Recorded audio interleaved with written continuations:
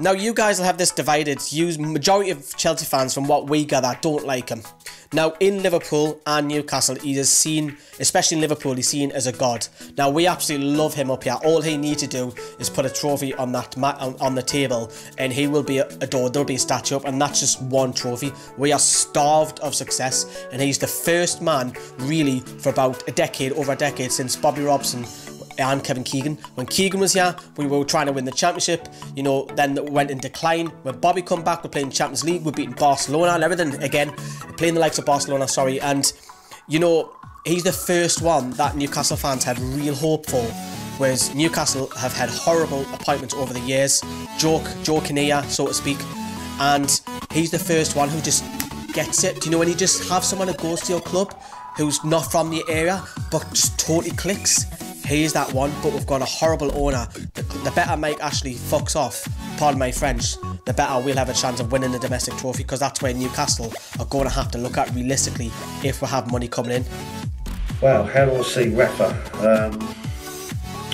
Well, it's fair to say that our supporters never really took to him, but that was because of the comments that he made whilst he was the Liverpool manager, when we were playing Liverpool every season in the Champions League. And we had this thing up at Liverpool, you know, and he made some comments about our fans and the flags and everything else. And our supporters never took to him, to be fair. However, what I will say is I think he's a fantastic manager, and I think he'll do a great job for you. I really, really do. I think he's right up there in terms of, you know, managers out there. And I can understand why you love him so much, and I can understand why he's a god, you know, on Merseyside, and he did do a really good job for us. We were towards the end of that season. We were almost playing 3 games every 10 days, and we were winning games. You know, we went on this incredible run towards the end, where we ended up securing 3rd spot. But of course, right at the end of the season, we lifted the Europa League, and of course that gave us the set in terms of European trophies. So without Rafa, we wouldn't have, you know, all 4. Yes and no. The reason being, I don't think that, you look at last year, you look at the lower league, who was it? Lincoln put out Burnley, went on that great run with the 2 brothers in charge. I think for the lower league sides, it's magical for them. It really, really is. And who knows who could go far this year from the lower league ends. For the Premier League, not so much. You see a lot of Premier League, especially the big boys, resting their side because the FA Cup no longer holds that mantle of being the big trophy. It's the Premier League and it's the Champions League now, and the FA Cup is so far probably third in line. Now, if you go abroad, you go to Germany, you go to Italy, you go to Spain, they love the FA Cup for the drama and what happens. Whereas in England, it's seen a little bit different. The higher you go up, it loses its edge. The further you go down, the magic, of course, is still there. I still believe it's still there. And like I said, this is a one-off game again to you. Why can't we cause an upset? Bradford done it to you a couple of years ago. Why not? I think for me, the FA Cup has lost its sparkle or its magic for a lot of reasons. Obviously, I'm a bit older than you, so I remember the FA Cup finals in the 1970s and the 1980s. I remember yours in '74 against Liverpool. And I've got to be honest with you, the whole day, it didn't matter who was playing, you'd sit around the TV as a family and build your whole day around it. For starters, it was on terrestrial TV, so you had 2 choices. It was either John Motson or Brian Moore, ITV or BBC. But the whole build-up would start, you know, 11, 10 o'clock in the morning. It's the knockout, the road to Wembley. You'd see the players kick from the hotel. It was just a whole occasion. You know, the kick-off times was 3 o'clock. And of course it was the old Wembley, you know, the old Twin Towers, which I massively prefer to the new Wembley. In fact, I hate the new Wembley. But I guess I kind of get it really, because probably in the last 20 years we've been spoiled, I suppose, as Chelsea fans. We've been to many finals, and I think in comparison to the League Cup, I don't think it's lost any of its magic. It's pretty much stayed as it ever was. And if anything, it's better because you get more of your own supporters in to that particular final, whereas we know the FA Cup, you do lose an allocation of tickets to you know, other support from with regards to the lower league sides, and the magic of that and the possibility of a giant killing is still there, as we know, and a few years ago. Bradford City come to our place, we were 2-0 up and they beat us 4-2, and you could have predicted that. So I do get where you're coming from that perspective, but for me, he's lost a little bit of his magic, but you know, it's still the FA Cup. So for us, key men you need to watch out for is Jamal Lascelles. Massive talk about him possibly playing for England. You know, ever since he's come back from his, well, the start of the season he was fantastic, had a brief spell out, we conceded goals, that was the start of our horrible run. He come back into the side and we're only conceding one goal here and there. Yes, we conceded 3 against Manchester City, but take that game apart, no team has scored more than 2 goals since Jamal Lascelles being in the side. So he's, without a shadow of doubt, our best player. If Mikel Merino starts, he can get us playing. You know, Jacob Murphy's been our best player since the turn of the year. He's now starting to show a bit of that 12 million fee that were paid for him as well. So there for Newcastle. For you guys, I would probably say Cesc Fabregas, not Eden Hazard. The reason being is, first of all, does Antonio Conte rotate the side, which I'm expecting him to do that.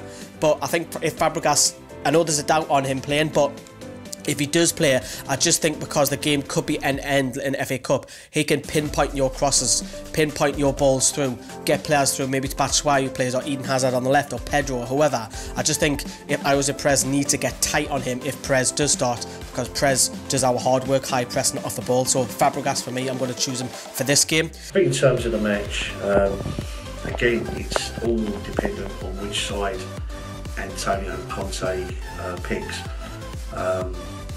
It's well documented that Thibaut Courtois, the goalkeeper's out. Alvaro Morata has still got his back issues, so he's out. Willian is also out. And I know you mentioned Cesc Fabregas, but it's a 50-50 with regards to him, with regards to a late fitness test, although he did train at some point today. And then of course it's the players which we normally like to rest in games like this, you know, like N'Golo Kante, the lad at the back, Christensen, he's absolute class, he is. So it's, will we have a match? I mean, David Luiz will probably return in, perhaps Danny Drinkwater will get a game. I think Pedro will start, I think Hazard will have to start. As I say, you know, we're a bit short, hence the reason why we need, you know, we need new recruits to beef up, you know, the squad, so to speak. I think in terms of yourselves, you're absolutely right. I think you will be giving it absolutely everything. And I think the biggest compliment I can pay you guys is your biggest advantage will be your supporters. Because as supporters, you know, you're 90 minutes, you know, you sing for 90 minutes. You're right up there when it comes to away supporters. And we all know what sort of noise you guys can make, and at times our place can be like a bloody graveyard shift, you know. We're great away from home, our fans, but you know, sometimes the bridge can be absolutely rocking, and on other occasions it can be absolutely shocking. Now, we've obviously picked up your man, Kennedy. I don't think he will play every game, to be honest with you. Some Chelsea fans have contacted us saying, oh, don't play him left back, please don't. I don't think that's the aim. Rafa Benitez in his press conference on Friday said that you're planning to use Kennedy on the left, possibly a left wing back, but to be honest with you, it's rare we'll play that, and maybe switch him to the right. But to play him left back, I can't say that. So there's one. We're trying to get a striker in. There is big talk, 2 bids of all the local and the national media saying that we're going for Nikolai Jorgensen, who has a great scoring record in the Eredivisie. It's a huge risk for Newcastle to go out and break their transfer record because Michael Owen holds that. But bringing in a Dutch striker, you don't know if you're going to get a Ruud van Nistelrooy or you're going to get a Vincent Janssen. That's the risk you're going to have to run. But it's promising that Mike actually has the money there. You just need to dig deep a little bit bigger and get some cash going. For you guys, you've been rumoured to some strange. I've seen Ashley Barnes. I've seen Peter Crouch.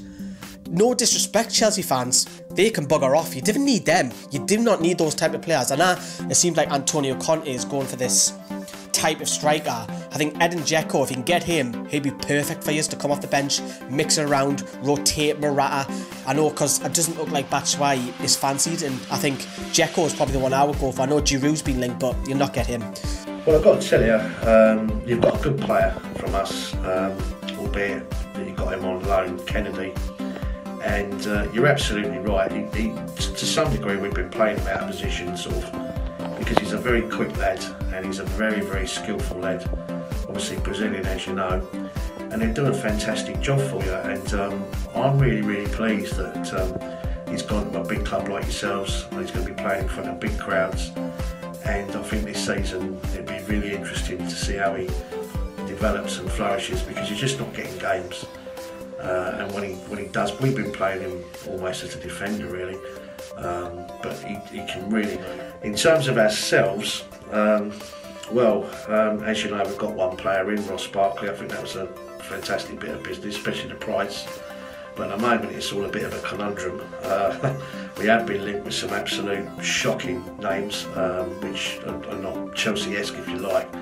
But one player that I'm rather excited about is Edin Dzeko, which hopefully, fingers crossed, in the next 48 hours will be a Chelsea player. Antonio Conte clearly earmarking a target man right now, and we're in desperate need of a striker. Vera Morata, look, he's a quality player. He just needs a little bit of confidence, to be fair, because the first part of the season he was banging the ball in the back of the net. It's just them one-on-one situations, when he's got too much time to think. He's made a couple of errors there, and as you know, football is all about confidence. But one player I just don't think is going to make it at all is Michy Batshuayi. The way we play, we tend to play right from the back. We almost entice the opposition onto us, and we're pretty confident with our pass, and we move the ball. And eventually, of course, it gets to a striker where he's got a stick for, either William, Hazard, or Pedro to get going. And what tends to happen is Michy Batshuayi is just bouncing off him, and Vera Morata hasn't got used to the physical strength of the Premier League, so he keeps going down. So we need a big target man, a strong guy, and a man that can finish. And Edin Dzeko will be absolutely perfect. We come down Stamford Bridge the very beginning of December. Rafa surprised us even playing a wing-back system. He brought Chancellor Mbemba in, and he played Matt Ritchie bizarrely at left wing-back. We've never seen that before. Ritchie had an awful game. He cost us 2 goals. And, we scored early for Dwight Gale, and we didn't really kick on from there. And I think because this is a one-off in the magic of the FA Cup, so to speak, I think we're going to show a lot more ambition. We've got to, because we know that Newcastle's main aim, priority, and no disrespect to Chelsea, but our bigger game, it is a bigger game for us on Wednesday against Burnley. This is a one-off. So for me personally, I want to see you attack us. I want us to attack yous. I want to be end-to-end, like old school end-to-end. I think yous will nick it because the quality will win, but I think we will show them more fight. I think we'll show them more passion, but I think the quality will end, and I think yous will nick it 2-1. Listen, anything can happen. It's 90 minutes of football, and as I say, we didn't expect to get beaten by Bradford City, but we did, and we had some good players on the pitch that day as well, so there's no excuses. It's just, the magic happens, and why not? Why not indeed?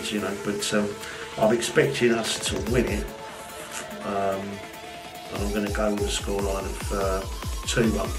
So I think it'd be quite tight, But there you go. Nice to meet you, Lee. For anyone out there, it's Chelsea SW6. We're one of 3, I guess, Chelsea fan channels that are out there, and I might as well give them a plug. 100% Chelsea and CFC Fans TV. Why not? We're all Chelsea after all. With regards to ourselves, we're pretty much the smaller out of the 3, but we're the biggest with regards to the social media side, because we built up our social media angle up first, if you like, and we've got 81,000 members on that, but we're closing on 4,000 subscribers with regards to the YouTube channel, and we've recently started doing the fan cams outside the ground, so fingers crossed we can start to grow and catch up the other 2. And it's all about the love within the Chelsea community. Lovely to meet you, mate, and may the best team win. And obviously look forward to coming to St James's, at the end of the season.